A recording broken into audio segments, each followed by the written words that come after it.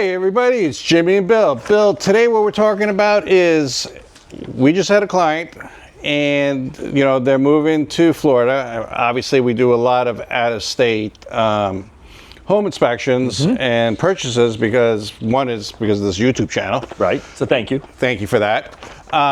But when they come down here, they're buying homes and they don't even know the area. Like they hire a realtor. And I'm not saying that's a bad thing. You should hire a realtor, but not all realtors are equal, okay? End of story. Just not all the home inspectors are equal either. Right, of course. But they're buying in areas and they're like, oh, the realtor told me it's a good area. Yeah, it might be a good area for that realtor. It doesn't mean it's a good area for you, okay? I'm a strong, and my realtors, I watch this channel, and Bill's a realtor and I'm a home inspector. They're not going to agree with what I'm saying, some of them, but I really believe that you shouldn't buy when you first move to Florida. And I'm going to give you a lot of reasons why I think you should rent for the first year. Okay? Yeah. You may disagree with me, people watching the channel, but it's so important because I've seen so many boomerang buyers, which means, they're coming here, they're buying in a certain area, and then they have buyer's remorse, and they're like, oh, we shouldn't have bought this, Right. But if they rented, they could just pack up and leave. Then they're out. Yeah, I don't disagree with you, and I don't agree with you, because I think, like everything, there's two sides to it, and there's different things for different people. It fits their personal needs, and that's where it's really important that the realtor understands. It may not just be, oh, I'm ready to shop today. You may have to nurture and work with that client for months until they figure out what they want to do. Well, people are saying to me, it's like, hey, I don't want to waste money for rent, okay? And we're going to talk about that too for 12 months too, But at the same time, I've been down to Florida 2 or 3 times. I spent 2 weeks there, last month, so I know the area. No, you don't. No, you don't. No, and I mean, maybe we're jumping ahead here because, like, you just said something that kind of sparked my.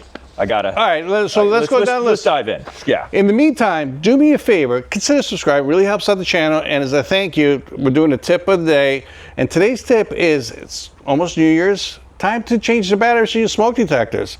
And carbon. You know what? It's so true though. It's so funny we say these things, and I'm laughing but nobody does it. No, nobody does it. They're gonna be like, "Why are you wasting time telling me a tip of the day of smoke? I know change batteries, smoke detectors. Good, go change them." All right.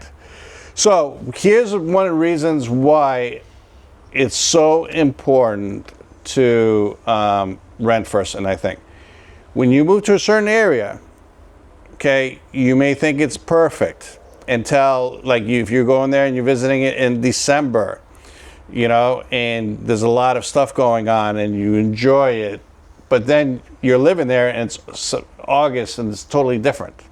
You know what I mean? Mm-hmm. Like maybe in the winter there's a lot of festivals going on, right. Outdoor stuff. I'm talking about like places like Safety Harbor or Dunedin. They do more outdoor stuff, festivals and everything that people enjoy during the winter and not so much in July and August. Yeah, those two specific areas in general have always done pretty well with consistent festivals, but by far, and this could be on the opposite side too. Yeah. It could be like, hey man, there's too much stuff going on here, so I'm not going to go here, because during the holiday seasons, they do typically have a lot more festivals and activities and stuff going on, and that could be a turnoff as well as a positive. Right, so you by renting, you can go and explore different areas. And if you think you're going to come down here and explore, 5-6 areas within a week or two, it's not going to happen. And don't rely on what other people tell you. Ask people, but at the end of the day, it matters what you think. Yeah, and your tolerance levels, your tolerance levels, and what's important and what's not important. And then your time frame, you may have to move and you don't have the luxury of renting for a year. But like I said, I'm going to bring it up because I might forget and it may not be on this list. I don't know. But, because you said something in the opening about, you're throwing your money away renting, right? Okay. I don't disagree with that statement. I do, and I'll explain why, but go ahead. You would disagree with you're throwing your money away? No, I disagree that you're not throwing your money away. I don't disagree with you is what I say. Okay, all right. don't disagree with that statement. Okay. Particularly when it comes to the short term. Long term, you're not gaining equity, blah, blah, blah. I don't want to go down that road. But in the short term, I think that if you're not sure and you're not ready to buy, you don't have a super strict timeline, right? And you're moving to the area, absolutely check it out and learn the area, because it's way more expensive to buy a house than 2 years down the road try to sell that house versus 1 year of rent. Oh, absolutely.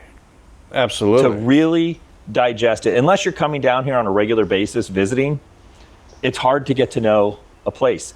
It's hard to get to know the feel of the neighborhood or the area. It might not be just a neighborhood. It could be an area, a city, a town. You just don't know yet.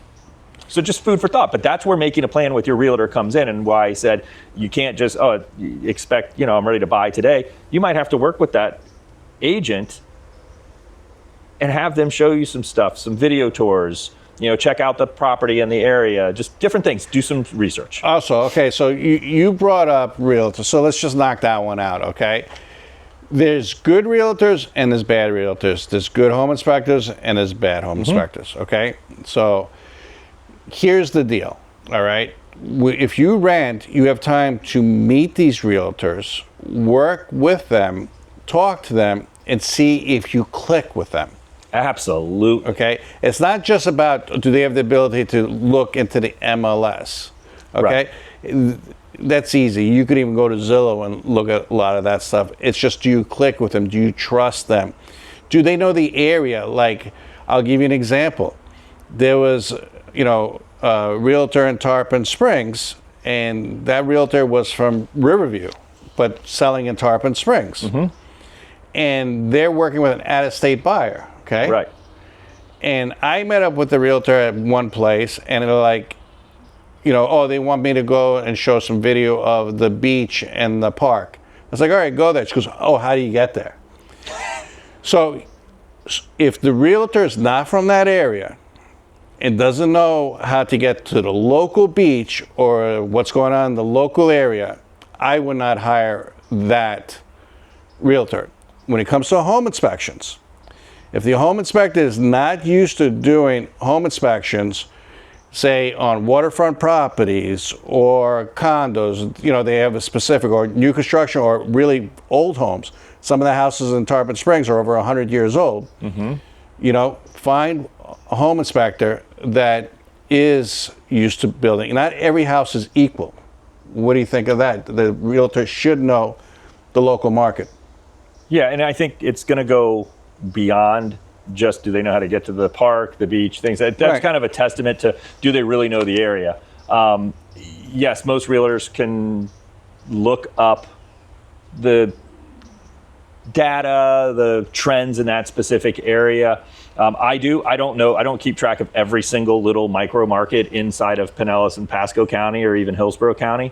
But an example would be knowing the area, for instance, because I don't want people to say that we're hypocritical, because I sell in Tarpon Springs sometimes, and I also live in Wesley Chapel. But 45 years of my life was in Tarpon Springs, Clearwater, and 5 years of my life's in Wesley Chapel, which really is only like 20 miles down the street. You know this area better than Wesley Chapel, probably. Yeah, and I'm learning Wesley Chapel really well because of the videos that I'm doing and stuff. But I know this area way better than I do that area out there. Not to say that I'm not really close to having that dialed in.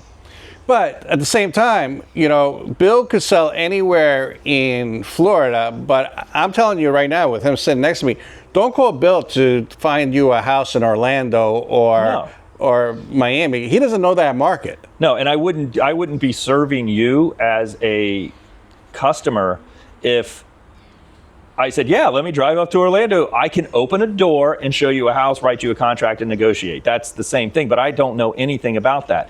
But where I have done the research is I have partners in areas like specifically Orlando, Miami, that do know those areas really, really well. And we're reciprocal. They pass me a client, hey, listen, I've got a client, and because they don't know Tampa, and obviously I don't know Miami and Naples, mm-hmm. but we refer people back and forth with other agents that we trust, not just a random. I'm not just picking somebody off Zillow. And I'm not saying, to go. Actually, I am saying it. I'm saying, don't pick a realtor that knows. Oh, I'm from Tampa Bay. Tampa Bay is huge. Pick a realtor that if you want to live in Pinellas County, like Dunedin, Safety Harbor, that's like a little area right there. Find a realtor that is from that area, that grew up in that area or lived there long enough to know where everything is and how everything works. Or somebody in the city of Tampa or St. Pete. It's like St. Pete Beach and St. Pete are two totally different markets. Very much so. Okay, and people confuse that all the time. Mm-hmm. So if you're going down to down by the beaches down there, find somebody that has experience. And yes, we know realtors that have experience in St. Pete Beach and St. Pete and Largo and just different areas. But find a realtor that really knows what they're doing about down to the market level. Yeah, I mean, I would just throw out that just because a realtor doesn't live in Largo or the city of Clearwater, as an example, that you can't use them. I don't want people to think that because, But I'm saying know the area. Yeah, they need to know the area because I know a lot of realtors that are very, very, very skilled, in different markets. But they also know where their limitations are. You know what I mean? They know where their limitations are. Yeah, but don't you think that some realtors are, because of the market change, are getting a little desperate, so they're like, okay, I'll go outside my comfort zone and I'll go sell that? That's what I'm saying. Yeah, of course, that's always going to happen, regardless of the market. They're going to be like, yeah, I'll give it a wing, whatever. I'm just opening a door and writing a contract. The market's shifted a little bit from that, but this is where just having that conversation with an agent and getting, like you said, getting to know that person, make sure you click with them and can have those conversations. But if you're renting, you have time to do that. Yep. Okay, here's another reason why I think you should rent for the first year is the weather, okay? If you haven't been here through June, July, August, even September, rent. Because there's a chance, okay, and I think it's a 50% chance you're going to be like, I'm out of here. That's why we have a lot of halfbacks. They come here, they buy a house, then they try to do, a summer here, realize they can't. They don't want to go back to New York, New Jersey, Connecticut. So they're going to like North Carolina, South Carolina, Tennessee, a little bit cooler, but not all the way back. Right. And a lot of people come down here and they buy houses and they think it's going to be one big vacation. And it's not. Well, once you live here, it's not a vacation anymore. Like me, I have a swimming pool. When I first moved here, I was like, yeah, I'll cut my own grass. And then July and August happened, and every week, I couldn't cut my own grass. It was just too freaking hot. And when I did, I had to jump in the pool just to cool off. So if you're renting, you can figure that out if you're going to become a halfback or if you're going to even survive, a summer. Okay? So here's another one. How about home values? Like, okay, let's talk about this neighborhood here. Behind me, there's like 900 acres of cattle land, okay? Right. And somebody came up with this thing that they're going to build a sports complex back there. They're going to build all this. I'm not saying they're not going to build it, but that's not happening. But that's not my point. What if it was happening, okay? What if in my backyard right now there was going to be a big soccer stadium or a baseball stadium, okay? And I wasn't renting first and I didn't hear about it? All right, and then I bought the house and then it was already in the plans because I didn't have time. That could be a big, big issue. Just on my block over here, some people are selling because they did build a soccer stadium right behind them. That's for the school. For the school. Yeah. Okay, but before that it was open field. Now it's a soccer stadium. And now a couple of those houses have been on the market for a little while because people don't want to look out their second story window and see a soccer stadium or hear it or see the big lights. Right. So, a couple things with that. Okay. You don't know when something's going to come in. So if you've got a bunch of open land around you, you almost have to anticipate that someday something's going to get done with that property. And then it may change the view or look or value, either up or down, on your home. So renting would give you a little bit more time to investigate things, to see what's happening. Not to say that 1 year and a month after you've purchased that they don't put a stadium or something in there that changes things. I get that, but just something to think about. It gives you a breathing room, for sure. I would agree with that. And like it's different. So, because I've lived near schools, and you can hear the band playing. As a high school, you can hear the band playing and stuff, and which really you get kind of used to it. But having it right in my backyard, I don't know if I would like that. All right, but what about this one? This is a big one, okay? You're coming down here, you're buying a house, you got a job, your husband has a job, your wife has a job, you both, you get a mortgage, all excited and everything. And then you come down here and you realize the jobs aren't as, what you hoped it would be, okay? Or it doesn't pay as much, or you don't like it, okay? If you're renting for the first year, you could test out that job and see if it's for you. I agree with you 100% on that one. And I've had some experience with that from different customers. And they've either held off on the purchasing side of things because they wanted to rent. They also, because they relocated for a job, they wanted to make sure they actually liked that branch or the new job in general before they committed to purchasing a house, because you're locked in. It's easy to cancel your lease. Mm-hmm. It's really hard to get rid of your house, and move somewhere else if you get another job opportunity. And then the other half of it, if you don't know what the salaries are down here, that kind of tells me that you might be moving down here without a job right away, and then you'll kind of figure it out when you get down here. I would just be cautious with that and definitely rent. Here's something you guys have to know about, okay? And I looked it up, different statistics from different people. Believe it or not, they said 83% on average of people that bought their houses during the peak, during COVID, regret buying it. Over 80%. Really? Yeah. Did it say why they regretted buying it? Because of the house, or because of the money?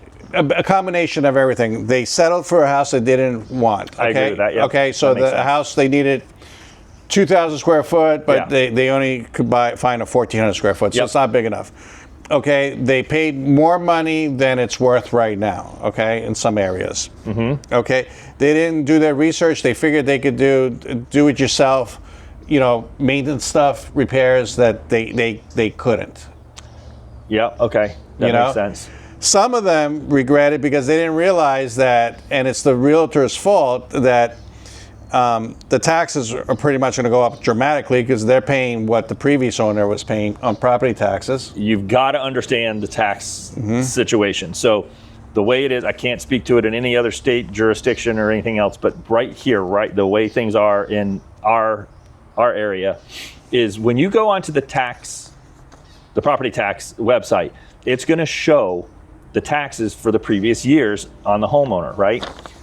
But if the longer the homeowner has owned the property, the less likely that will be your tax number, because the value of the home is increased. Mm-hmm. So if that house has been owned for 15 years and you look at their tax bill and go, oh, that's not too bad, but the house has increased in value by $30,000 or $40,000, you're going to have a big difference in your tax bill when you purchase the house, because it's what you purchased the house on. So you need to calculate your taxes based on your purchase price. And now at least in our area, the calculators are pretty good, on the website. Well, also too, you can find some areas, to insure a house is more expensive than your mortgage payment. Like over here along the seashore, a lot of these houses, you can't even get insurance now, okay?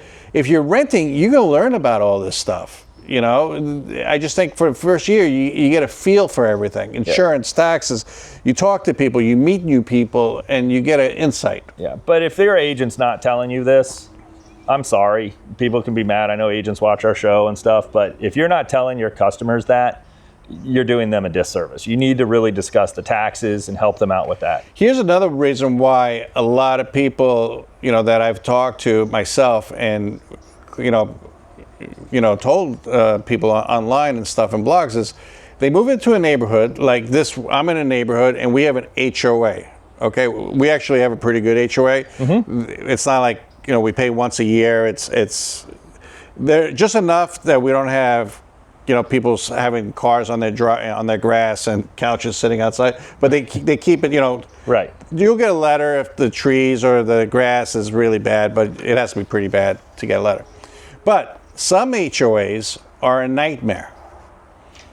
Total nightmare. Like, oh, you left your garbage can and you're supposed to have it in by 9 a.m. and it's 9:30. You know, there's people in little golf carts going around and they get excited if they could catch somebody. I'm telling you, there's HOAs like that around here. Let me give you a quick story on that. That happened to me in a neighborhood that I lived in, not my current neighborhood, because my current neighborhood's got a pretty awesome HOA, I have to say. But when I was a firefighter, obviously I worked 24-hour shifts. So the garbage can, I would have to, if I wanted my garbage picked up, I would have to take my garbage out early because I left for shift. And then I didn't come home till the next day, which was the garbage pickup day. So I would get letters constantly saying that I was putting my garbage can out too early, or if my shift was on the day the garbage cans were picked up, the garbage guy came around 10 o'clock. Well, I was already on duty for 24 hours, so I didn't get home till the following day in the morning. I would get letters for leaving my can out too long. And it was just annoying. They knew I was a fireman. But that's where it's like sometimes you have to just go and like shake the tree a little bit, but you shouldn't have to do that. Come on, common sense. Right. At the end of the day, I think you should rent for the first year coming down to Florida, you know, is just, you're not committed. That's it. You're just not committed. You're living here and you're not, if you want to get out or you want to move from the, you know, West Coast to the East Coast to the West Coast, or move to the Orlando or whatever, you could. If you think you're going to buy a house today and then do the expense of moving into it and do the little maintenance stuff or whatever it needs, and then say, okay, it's not working out, I'm going to sell it and make a profit, it's not happening. No, you're going to be hard pressed. Yeah. That's a very tough thing to do. Even if you're earning on the average prior to COVID and all this boom, you know, the average was like 3 to 5%, give or take, equity gains year over year on your property values. But that's not much. You know, when you're looking at the fees to sell, not even talking about real estate fees, I'm talking just fees in general to sell, taxes and income and things like that. It's a bigger picture. It's very hard to sell and make money. And don't confuse the money that you put down. That's your personal money that you put into the house. And, you know, that's your bought equity, you know, because that's your money. It's just a holding. Yeah, of course. It has to increase in value. You don't want to go backwards. You don't want to put 100,000 in and take 90,000 out. No, you don't want to do that. So that's my suggestion. Rent for the first year, and if you're buying in Tampa Bay, you need a home inspector, reach out. After the first year, apparently, After the of first renting, because, you know, he just said, don't buy a house. After the first year. Anyways, you can always reach out. You can always reach out to us and ask us questions. I know the area pretty well. I travel at least the Tampa Bay area. I travel everywhere around here, and so does Bill and everything. But anyways, that's today's video. I greatly appreciate it. Comment below. I try to answer every question back. If you guys have any questions, watch this video over here. I picked it out just for you guys, and consider subscribing. It really helps out the channel, and it's greatly appreciated. Thanks. We'll see you on the next video. Bye.